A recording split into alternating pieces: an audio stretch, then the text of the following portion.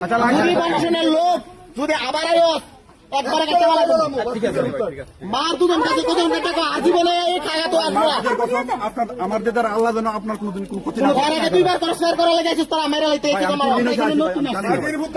এখন আজকে সকালে খবর পাইছি তোরা কন্টাক্ট আমরা রেডি হয়েছি। ব্রাহ্মণবাড়িয়ার নবীনগরে একাধিক মামলার আসামিকে গ্রেফতার করতে গিয়ে র্যাপিড অ্যাকশন ব্যাটালিয়নের সদস্যদের ওপর হামলার ঘটনা ঘটেছে। এ সময় 3 সদস্যকে মারধর করে প্রায় 4 ঘণ্টা একটি বাড়িতে অবরুদ্ধ করে রাখার অভিযোগ উঠেছে। সোমবার দুপুর 2টার দিকে উপজেলার রতনপুর ইউনিয়নের খাগাতুয়া বালিয়ারা গ্রামে এ ঘটনা ঘটে। সকালে কন্টাক্ট পাইছি, খবর পাইছি, আমরা রেডি হয়েছি। ওরে ভাই আমরা তো এটা জানি না, আমরা নতুন, আমরা ব্যাট অফিসে যাচ্ছি। নতুন চুলা হইতাইছে ফুট এমন তো খাবার আছে চলিয়া খাবার আছে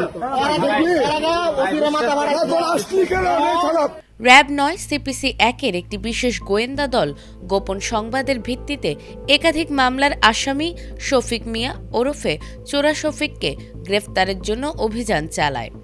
তিনি উপজেলার খাগাতুয়া গ্রামের শহীদ মিয়ার ছেলে। অভিযান চলাকালে শফিক ও তার সহযোগীরা র্যাব সদস্যদের ওপর অতর্কিত হামলা চালায়। এতে একজন সদস্যের মাথায় আঘাত লাগে এবং আরও 2 জনের হাতে জখম হয়। র্যাব সূত্র জানায়, সার্জেন্ট ফারুক ঘটনাস্থল থেকে সরে যেতে সক্ষম হলেও হাবিলদার AKM Rashed Mosharraf, BGB constable Kajal Mia ও কনস্টেবল আব্দুল মালিককে আটক করে মারধর করা হয়। পরে তাদের প্রায় 4 ঘণ্টা একটি বাড়িতে অবরুদ্ধ করে রাখা হয়। এর আগেও অন্তত 2 বার আইনশৃঙ্খলা বাহিনীর সদস্যদের ওপর হামলার অভিযোগ রয়েছে তার বিরুদ্ধে।